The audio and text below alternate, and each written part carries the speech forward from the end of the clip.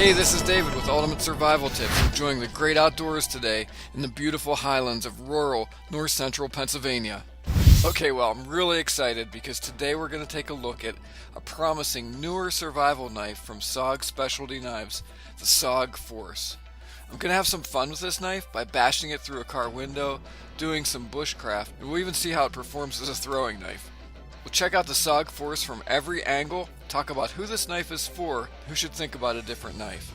And before we're all done, I'll show you how to make this knife package into a really nice survival kit. It will serve you really well whether you're in the battlefield or the backyard. Well, as usual, we've got a lot of ground to cover, so let's get started. The SOG Force fixed blade knife was released in mid-2011 as a capable survival knife patterned after the almost legendary SOG Seal Team line of knives. The biggest difference between the SOG Force and the SOG Seal Team Elite is the blade design. The SOG Force has a drop point blade compared to the clip point blade of the SOG Seal Team Elite. Drop point blades are probably the most popular blade design for a modern survival knife. And there's really a good reason for this. Drop point blades have a convex curve on the back towards the point, which makes a really strong point. But a drop point is a little less suitable for piercing than the clip point of the SOG Seal Team Elite knife. The SOG Force blade is a pretty healthy 6 inches in length compared to the extreme 7-inch blade of the SOG Seal Team Elite. The SOG Force blade is a 100% fine edge knife from handle to tip with no serrations, which I know will make a lot of you serious bushcraft dudes happy. Now when you search online for the SOG Force, you may find some photos or legacy web pages that talk about it having a partially serrated edge. That's because the first production run of the SOG Force had a blade that was partially serrated. However, all SOG Force knives that are now coming off the production line are available only with a straight edge. Okay, so then the big difference in the edges of these two knives is that the SOG Seal Team Elite blade is serrated for about 2 inches towards the handle, and the SOG Force is only available in the straight edge. The SOG Force and the SOG Seal Team Elite blades are both made out of AUS-8 stainless steel, which is a very nice steel when heat treated properly, and excellent heat treating is something that SOG is known for. The SOG Force blade is coated in a black titanium nitride finish, which makes the steel even more resistant to rust. Like the SOG Seal Team Elite, the SOG Force blade is nearly a 1/4 inch thick, and to top it off, this blade retains its thickness from the butt of the knife through the full length of the knife, and it doesn't start to converge to make a point till it's about a 1/2 inch from the tip. See this? This design makes the knife exceptionally strong for the entire length of the knife. I can't even imagine what it would take to snap this knife blade. This blade's a real beast. And the great thing is you won't have to feel shy about whacking on the spine of this knife for bushcraft. So on the back of this blade towards the handle, there's a concave rasp that makes a good resting place for my thumb or forefinger and allows me to control the knife a bit better for finer tasks like carving and slicing. The SOG Force is full tang, which means the knife steel runs the full length of the knife through the handle. Full tang construction is regarded by most experts as the strongest possible way to build a knife. Oh, and I almost forgot. The overall length of the SOG Force is 11 1/4 inches from its tip to its butt end. The knife weighs about 10.5 ounces, which is surprisingly light considering the size of this knife and the thickness of the blade steel. The handle of the SOG Force is exactly the same as the SOG Seal Team Elite and is made of glass reinforced nylon, or GRN. The handle is notched in a diagonal checkered pattern for maximum grip. The SOG Force handle is hard and very durable, and because it's overmolded onto the blade steel, there's no need for screws, nuts, bolts, and there are no seams to this handle.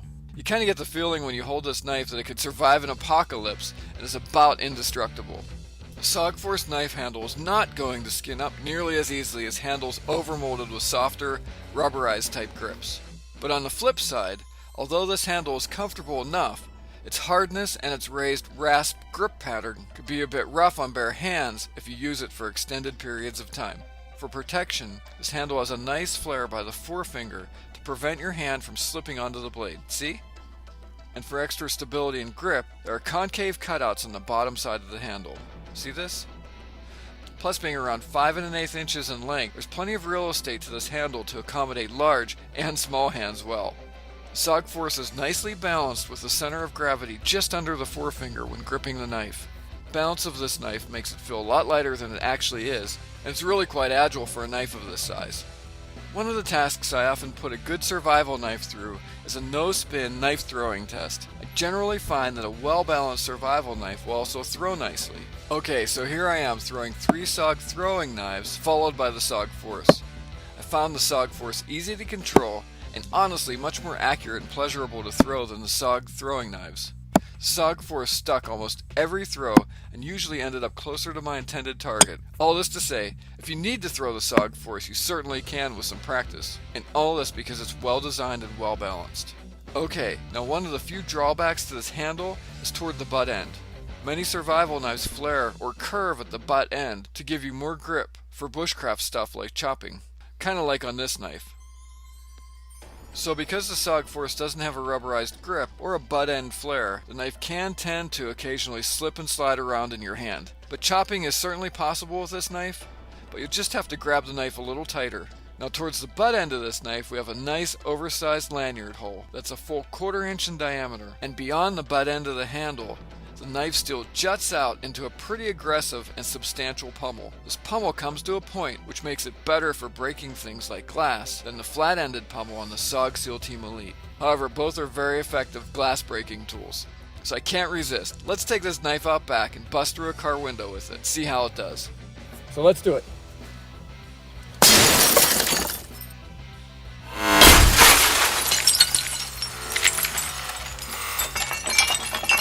Yeah, so the SOG Force pierced through the car window just about as easily as my Gerber LMF2 ASIC, which also has a pummel that comes to a point.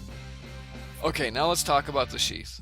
As far as I can tell, the nylon sheath of the SOG Force is exactly the same as the sheath for the SOG Seal Team Elite. So this sheath is made of heavy-duty ballistic nylon. It really feels tough and durable in my hands. The craftsmanship of the sheath is really evident in the triple stitching along the edges of the pouch. There are also 7 rivets at key stress points around the sheath. 2 along the top, 2 where the pouch meets the sheath back, 2 at the bottom, and 1 in the center of the sheath just below where the point of the knife and the internal blade guard rests. 4 of these rivets have grommet holes in them. These holes are great for lashing the sheath to things, lashing things to the sheath, or tying the bottom of the sheath to your leg during belt carry. On the front of the sheath there is a nice sized pocket with an adjustable Velcro strap, perfectly sized for holding some gear like your favorite multi-tool, fire steel, a sharpener, and even an extra 9mm magazine. Okay, so there's a polymer sleeve inside the sheath that holds the knife tightly and prevents it from slicing through the nylon. Can you see it? Another thing that I really like about this sheath design is that it allows for right or left-handed carry. Okay, now there's a nylon strap with Velcro that holds the knife handle tight against the top of the sheath. If you've seen any of my other videos, I really don't prefer Velcro closure straps for holding quality knives because they can get full of dirt, leaves, and they can get gummed up over time and not work as well. Plus Velcro can be really noisy in the field, which is more of an important consideration for combat and tactical knives. I really prefer sheath straps with snaps. However, with the primary purpose of this knife being a survival tool, Velcro should work fine. So other than the Velcro closure system, the SOG ballistic nylon sheath is well built, tough, very functional, and lightweight. Oh yeah, I almost forgot. The sheath really shines in the multitude of carry options that it offers. The SOG Force sheath is MOLLE compatible, and through the use of this crossing strap and snap system on the back, can easily be adjusted and securely fastened to just about any pack, belt, or vest. And this long rear strap is actually 2 lengths of strap, doubled over and sewn together. So it's not very likely that this strap is going to break or wear out, and I really like that it uses a quality snap to hold things tight. Owner reviews for the SOG Force are generally through the roof, averaging well over 4.5 out of 5 stars. Many owners comment on the SOG Force's tough build and quality materials. Many say that the SOG Force is built for a lifetime of use, and often comment that with the tough, overmolded handle, there's really nothing on this knife that could wear out. So we rate the SOG Force knife equally as high at 4.5 out of 5 stars for exceptional quality of materials in its price range, the tough, overmolded handle, its durability, edge sharpness, and retention, and how good this knife feels in the hand and performs in the field. We reluctantly took off half a star because being primarily designed to be a survival knife, handle really could use a flare or curve on the butt end to aid in holding the knife for bushcraft tasks like chopping. And the sheath strap for a knife this quality really should have a snap instead of a Velcro closure system. All this aside, this is one of the nicest standard nylon sheaths that we've seen come with any knife in this price range. So who's this knife for? The SOG Force is an excellent survival knife for military and tactical applications, diving, hunting, camping, backpacking, extreme adventures, a bug-out bag or emergency kit, or for anyone who wants a nice, all-purpose survival knife that is designed for a lifetime of use and is ready for just about anything when called up for duty. Okay, now just in case you were wondering, the street price of the SOG Force often falls just under $100. Of course, it's not the cheapest survival knife, but if you want a rock-solid survival knife that's going to last, save up your pennies and consider the SOG Force. And to make this knife package into a really cool survival kit, just add to the sheath pouch your favorite multi-tool and the really innovative SOG pocket sharpener and fire starter. Then you'll have a really nice survival system that's ready to serve you well, whether you're on the battlefield or in the backyard. If you want to save some money or want a smaller survival knife, see my reviews of the SOG Seal Pup, the Gerber LMF2, the Gerber Prodigy, or for beginners, the Gerber Bear Grylls Ultimate Survival Knife might be a good place to start. But if you want an even more aggressive combat, survival, or tactical knife, see my reviews of the Gerber LHR, the SOG Seal Team Elite, the Gerber Silver Trident, or the Charade Extreme Survival Knife. So we've just taken a look at the SOG Force Survival Knife. For your convenience, I've included links to the SOG Force and all of the other knives and gear that I've mentioned in the video description on YouTube. So don't forget to subscribe to this channel and check out all of our gear reviews and survival tips at ultimatesurvivaltips.com. And while you're there, don't forget to subscribe to our new monthly survival e-mag. Okay, this is David. I hope to see you on the other side, and remember, be prepared because you never know.